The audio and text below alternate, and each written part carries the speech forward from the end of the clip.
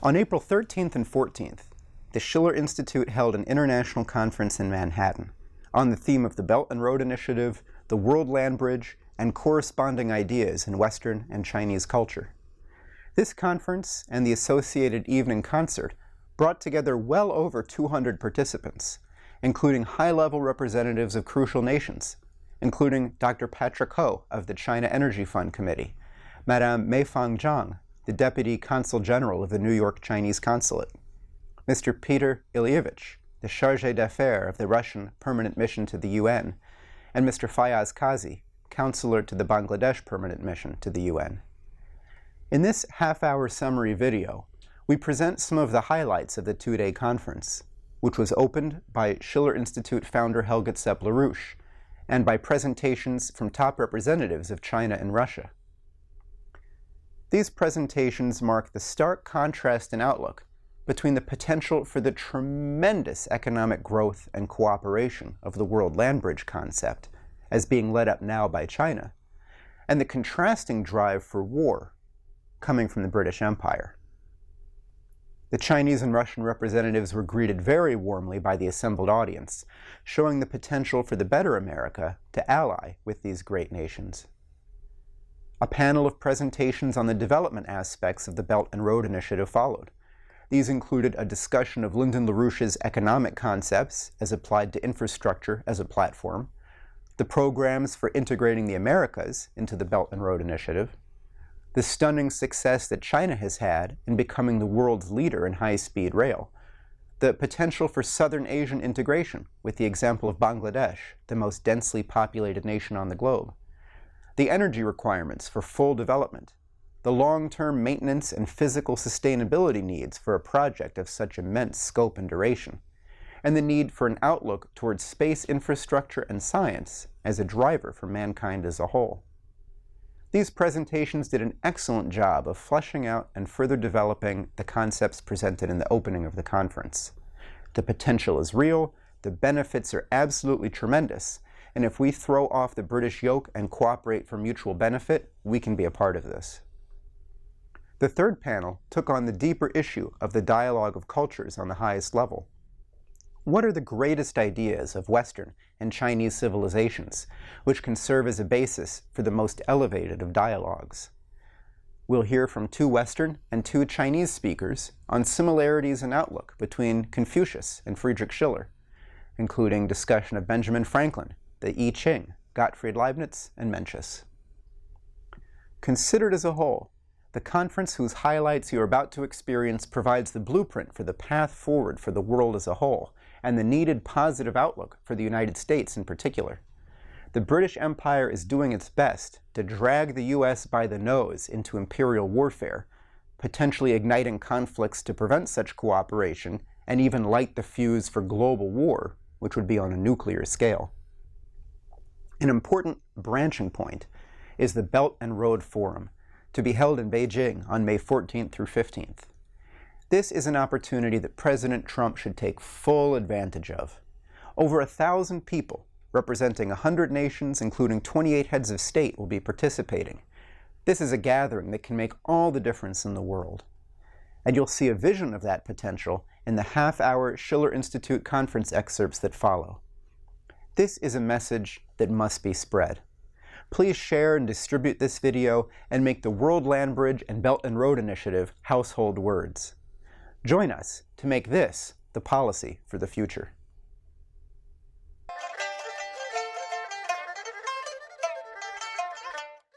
Well, dear friends of the Schiller Institute,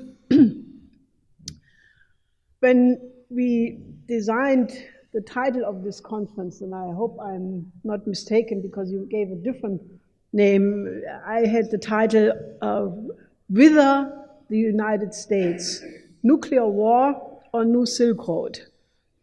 Now, we did not have exactly an inkling at that time that the seed of both options would be condensed in the 2-day summit between President Trump and President Xi Jinping in Florida just a little while ago.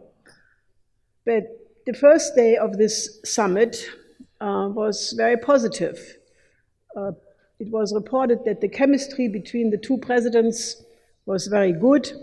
President Trump called it an outstanding relationship and, quote, lots of possibilities to get rid of potentially bad problems and hoping that they will go away. President Xi Jinping, on his part, said that he received a very warm reception, that they had an in-depth communication, and he stressed the unique importance of the US-Sino relationship.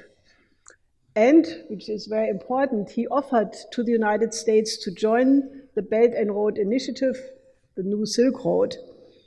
And as many of you may know, that I had called earlier that we must have a nationwide mobilization in the entire United States, that the United States must join with this fantastic new project. Now, obviously, what happened is not yet totally clear.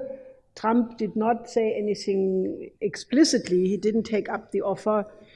But if he does, and when I said this a little while ago, people were actually quite shocked to hear me say that. And I still say that, despite the fact what happened in the recent days, that if we can convince President Trump to take up the offer to join with China and the other nations in the New Silk Road, he can become one of the greatest presidents of the history of the United States.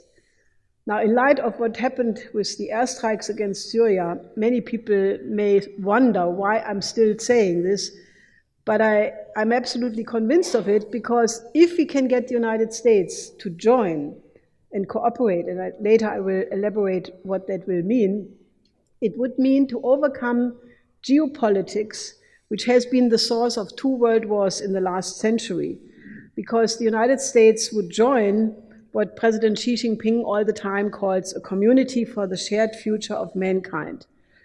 And it would indeed begin a new era of mankind and eliminate the danger of nuclear war. And thank you so much, Madame Helga Ziebler-Rusch, for your very interesting and very important speech, which really inspired us all.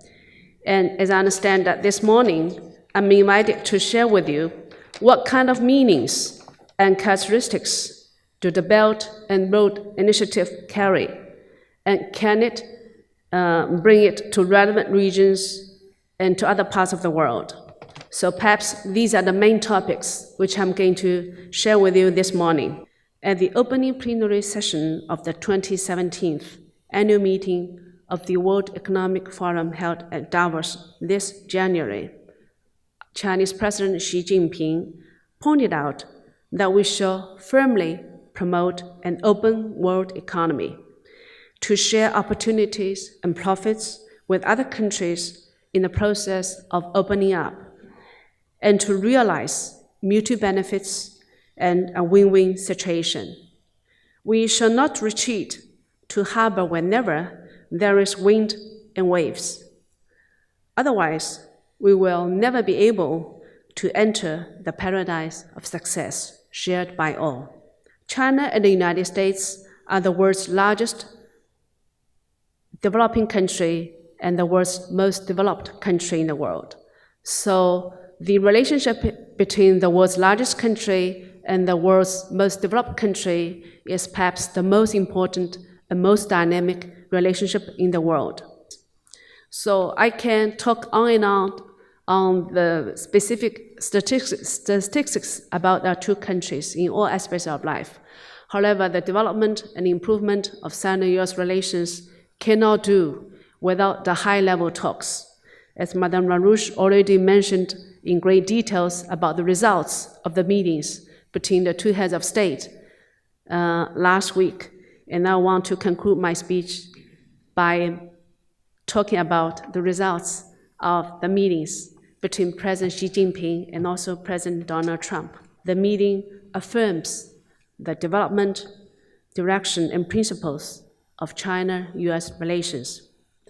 Both leaders highly applauded the historic progress of Sino-US relations and agreed to promote greater development to a new starting point so as to bring more benefits to people of both countries and the entire world.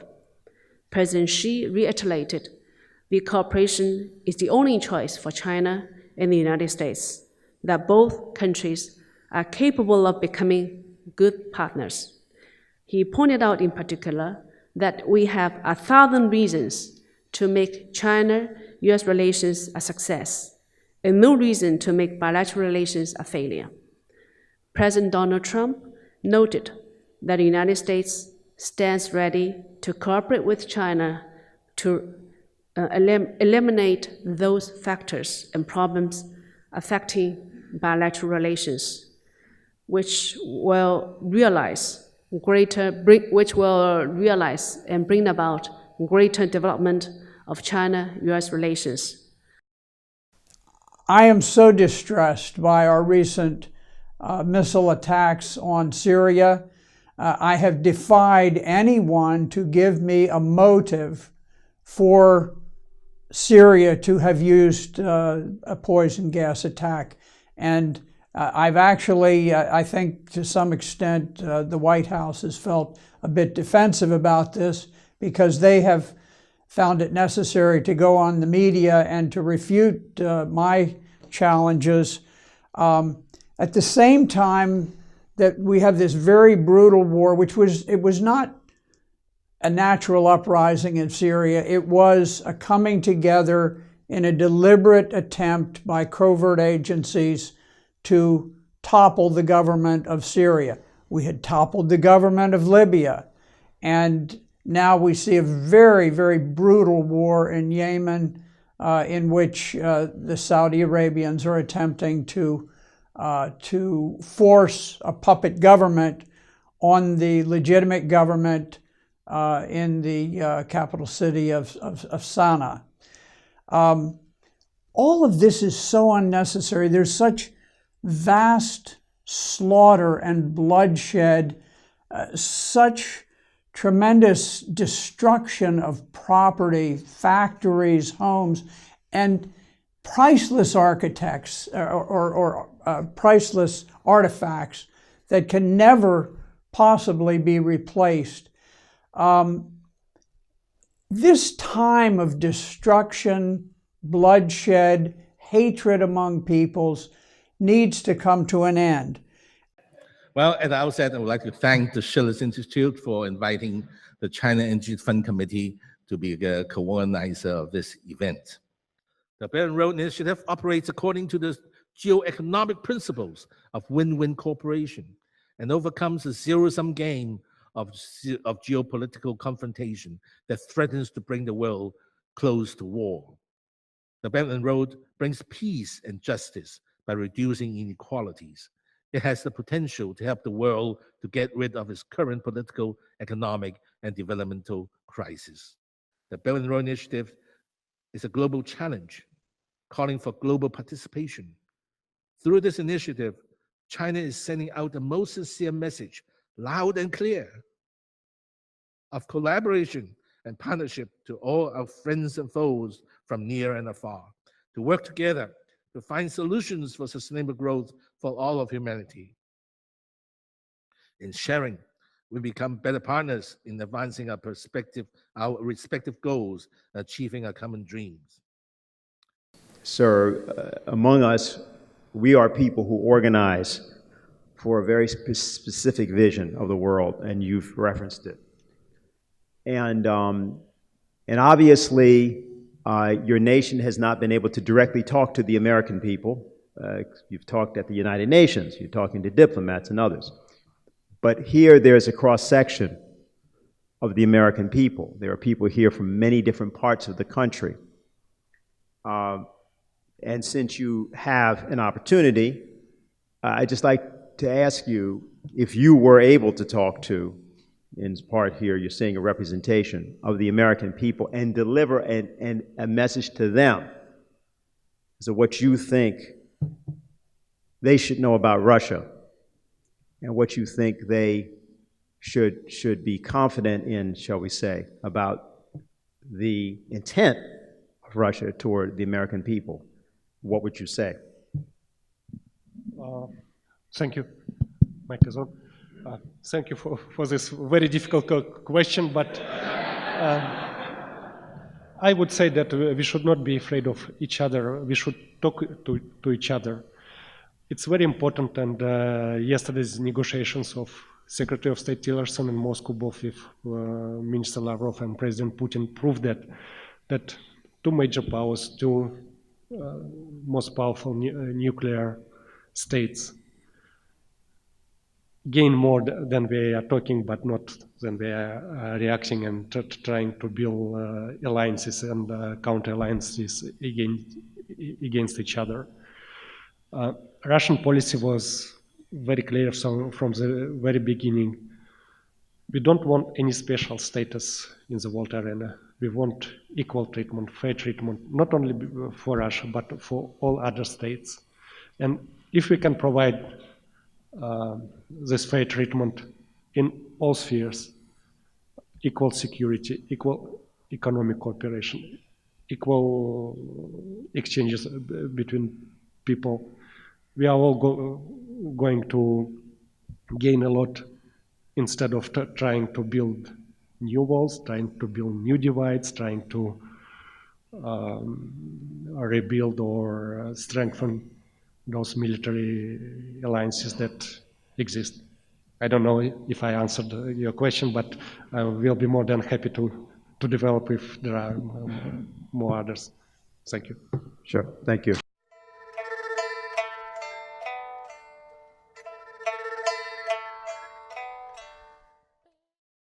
If we look overall at the value of infrastructure is what I want to focus on today, because there's aspects of infrastructure that make it different from anything else in the economy, and wrong economic thinking about it prevents financing and prevents it from being built and holds us back from reaping all of the benefits that we could from investments in these sorts of projects.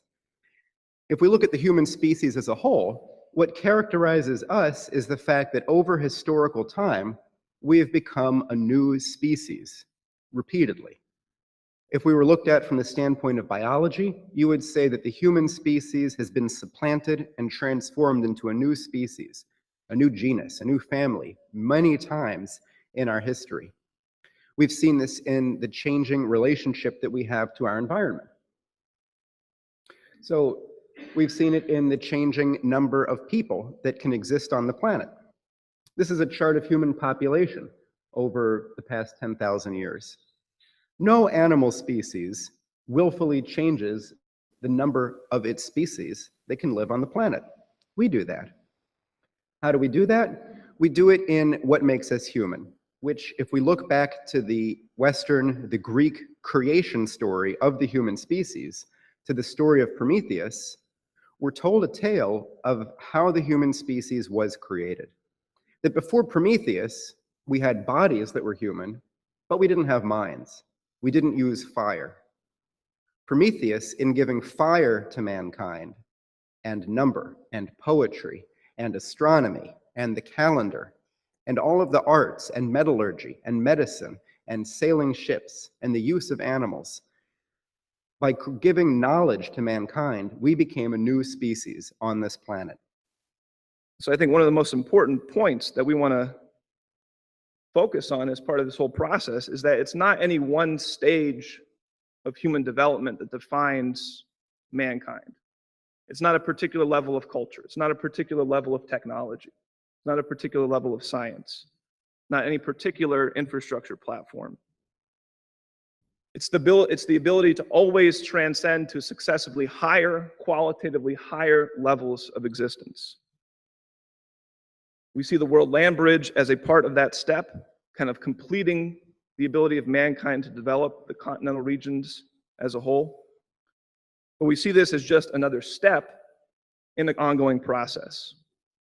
And I think it's pretty clear that the next steps beyond this are going into space and developing a real platform of human economic activity in the Earth-Moon system. And going beyond just visiting locations, exploring locations in space, but actually beginning real human economic development of the solar system, starting with the moon. looking towards Mars, and developing the kinds of infrastructure and technologies that can support this and make space travel as accessible, as regular as what we now think of as common everyday activities. So things like fusion propulsion. You're taking the travel time to Mars from something like 6 or 8 months down to a couple weeks, maybe a couple days, right? Things like advanced technologies for access to space. Space planes that can take off from a runway and take you into orbit, bypassing all the needs of rocket systems. Space planes you could use over and over again. Or things like vacuum tube maglev launch into space could drop the cost of putting tonnage into orbit 500-fold. It costs 1/500th the cost of current expense. And the development of resources on other planetary bodies, getting beyond the need to take everything with us for exploration. Things like mining helium-3 on the moon, which is probably the best fusion fuel known to man at this point. Developing basic bases and infrastructure on the moon and other planetary bodies. So these define some broad categories that I think should, coming out of what we're discussing with the Silk Road, we should also be thinking about the future next steps, where we can transform mankind's relation to space in the same way we've transformed mankind's relation to the interior regions of continents, to other regions of the planet Earth, and recognize that it's only this process of continual successive development, where every generation is engaged in new revolutionary challenges, that we can really be adequately satisfied with our human existence. This is connecting the Bering Strait, joining the Americas to the Belt and Road Initiative in Asia. This is a concept that really began a number of years ago.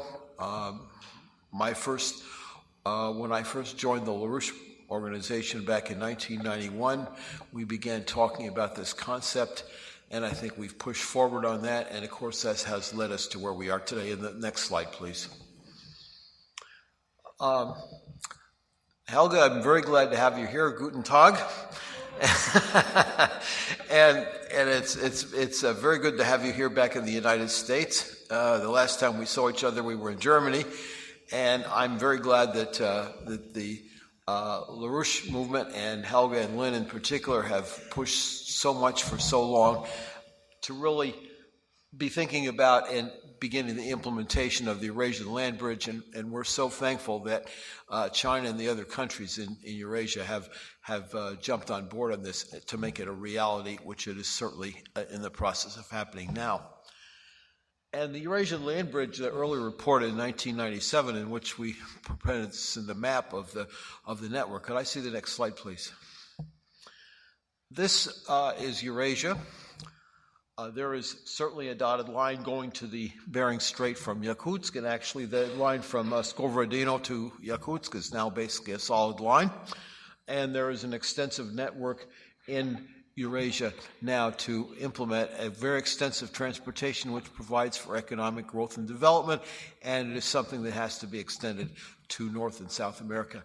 This is the world land bridge concept in implementation based on the Eurasian land bridge, and notice it is now connecting, or would connect, all of the world's continents. In the United States, we have to connect Alaska with Canada, with the West Coast corridor. We need to connect back to the Midwest and to the eastern United States, where the majority of the population and economic activity is, but we certainly do need the West Coast corridor. And there are two major infrastructure projects that need to be done. One, of course, is the tunnel, and the second is the Fraser River Canyon east of Vancouver between Hope and Kamloops, British Columbia. And then, of course, there's a third in going down to between Central and South America at the Darien Gap in southern Panama and northwestern Colombia. The LaRouche movement has published numerous documents relating to the World Land Bridge, in which this concept is actually presented in a way that really provides the pathway to bring it to reality.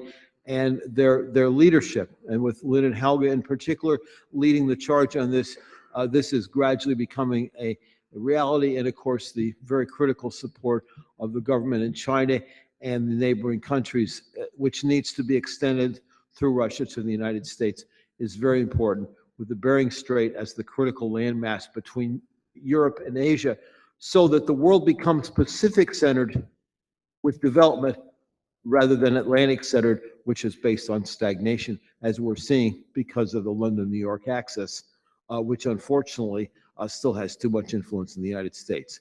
The actual infrastructure and information flow and the movement of goods, services, people, and transborder crossings that the Silk Road Belt will achieve. This is a historic project, as you all know. It is probably the biggest global achievement, which is analogous to reaching out into space and to the moon and to other planets. It's probably the most comprehensive initiative that many nations will be working together on. Okay, I would like to give you some information about the transportation systems, the history and the development. The more exciting is high-speed railway systems. The technology is very complicated. After recent 10 years quickly development, the China can construct high-speed railways in very complicated geologic and climatic areas. Let's take a look. We have a series of world-class railway projects. For example, in mountains, we constructed 4 tunnels very close. For example, the short distance between two tunnels is only 3 meters. That technology is very, very difficult. And also we can construct a very long tunnels for high-speed trains. And we also have technologies to build very long bridges with the speed of 300 kilometers and longer more than 9 kilometers on Yangtze River. Our government set very scientific plannings. For example, in the next 5 years, we will construct 4 vertical, 10 vertical and 10 horizontal transportation corridors from north to south and from east to west. We are extended the high-speed railway networks to 30,000 kilometers, which is about doubles of the rest of the countries in the world. It's definitely a pleasure to be able to say a few words as to how we are looking at connectivity from Bangladesh's point of view. In China, there is a saying that a rising tide raises all the boats. And as a close neighboring country, of course, we have been trying to see how we can leverage or tap into the phenomenal Chinese economic rise and try to use that to our advantage to promote our own economic growth and structural transformation. We see, again, Bangladesh faring. I mean, we, of course, consider the whole issue of connectivity as a strategic opportunity, and we believe that it gives us a win-win opportunity, and we should not kind of be held hostage to some zero-sum geographical games that had actually frustrated some of these linkages and initiatives so far. And of course, diplomatically, it's critical for us that we try to navigate through our relations with these different countries to get the maximum benefit for the development of our people. So, for One Belt One Road, what's the meaning and what's the target for One Belt One Road? I think the first is to find maybe to make a bigger market. You know, I just mentioned the economic growth in the past 30 years is very fast. And we have accumulated a huge capacity of industrial productions and maybe the capacity to build and construction. Chinese always are experts on construction. So a bigger market is very important to China and to the whole world. And the second target, I think, is to make a good neighborhood, a better environment for China to have more growth. So, in this background, and I think the One Belt One Road is not only the affairs of China; it's an important affair to the whole world, because this initiative connected China with nearly all of the countries in the world, especially in the Euro-Asia continent. Now, earlier today, one of the speakers had said that it would be nice if Trump would pay attention to joining the BRICS. And many of us amongst ourselves said, Trump must do this. And so I have a question for the audience. When are we, the people, going to demand our public servants do what the people and what the globe need to get done? That's my question.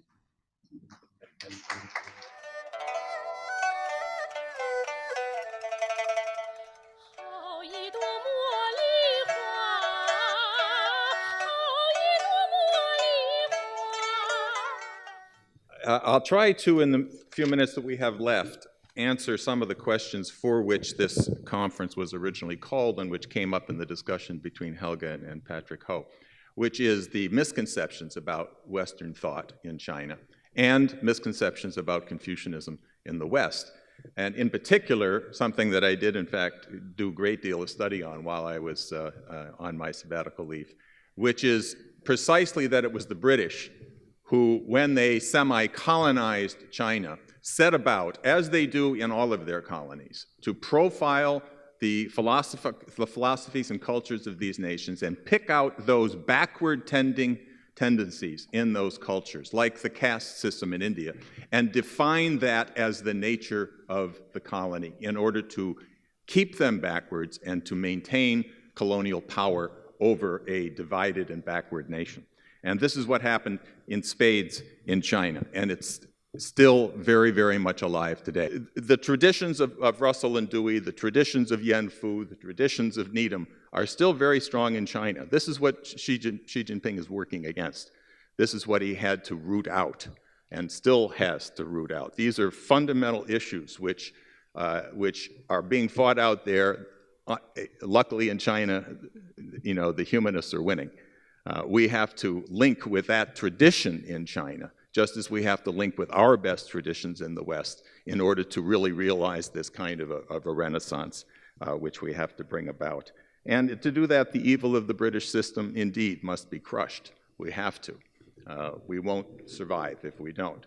So we need to know the tremendously inspiring presentation that Helga gave this morning. This is the basis on which we can move ourselves to the mission that we do have as a human race, but we have to recognize that we have to crush this British system if we're going to make it work.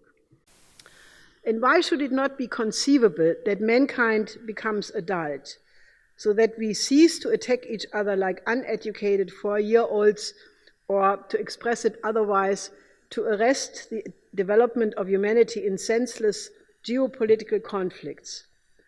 Why should it not be within our immediate grasp to eliminate poverty from this world, to make possible universal education for all children, with that making the beautiful soul the goal of education, as Wilhelm von Humboldt did, but also Confucius? The most crucial question for Confucius and Schiller was educating love of mankind, which Confucius valued higher than life itself, more important than fire and water, and which Schiller called the most beautiful phenomena in the soul-filled creation, the omnipotent magnet in the spiritual world, the source of devotion and the most sublime virtue, where man becomes richer with everything he loves. For Confucius, the love of mankind was the highest morality, making possible all other ethical values, as in the Lun Yu, where Confucius says, all deeds of man must be embodied in it, otherwise they are worthless. To this belongs also that man must have compassion for the other. For Lessing, the most compassionate human being was also the best, as he is ready to act on the foundation of all civil virtues and demonstrates all manners of generosity. It is told that Confucius, that he never satisfied his hunger when eating next to a man in mourning, as he did not want to enjoy his meal when another one suffered. Likewise, in the Lun Yu, Confucius emphasizes how important it is for a state to continuously cultivate in its citizens for love of mankind. Otherwise, it is doomed. Confucius said, to lead a people lacking education into war is to guarantee their doom. The analogy for the present is obvious and requires no comment. For both Confucius and Schiller, cultivation of the individual and society by means of aesthetical education, whereby art, which itself must attain the highest standard, plays the most important role. Schiller demanded from the poets as from the artists generally to elevate themselves to the highest moral and aesthetical height before he practices his art. The task of ennobling that personality to the highest degree, of refining it into the purest, most splendid humanity, is the first and most important business he must address before he may venture to steer or to move his audience. There can be no greater value to this, to his poetry, than that it is a perfected imprint of a truly interesting disposition, of a truly interesting, perfected mind. In his poem, The Artist, Schiller assigns the artists the responsibility for civilization. The dignity of man into your hands is given, its keeper be. It sinks with you it will be risen. The same idea is found in Confucius, in particular regarding music. He says, music rises from the heart. When the emotions are touched, they are expressed in sound, and when the sounds take definite forms, we have music. Therefore, the music of a peaceful and prosperous country is quiet and joyous, and the government is orderly. The music of a country in turmoil shows dissatisfaction and anger, and the government is chaotic. The music of a destroyed country shows sorrow and remembrance of the past, and the people are distressed. When we see music and government, thus we see music and government are directly connected to one another.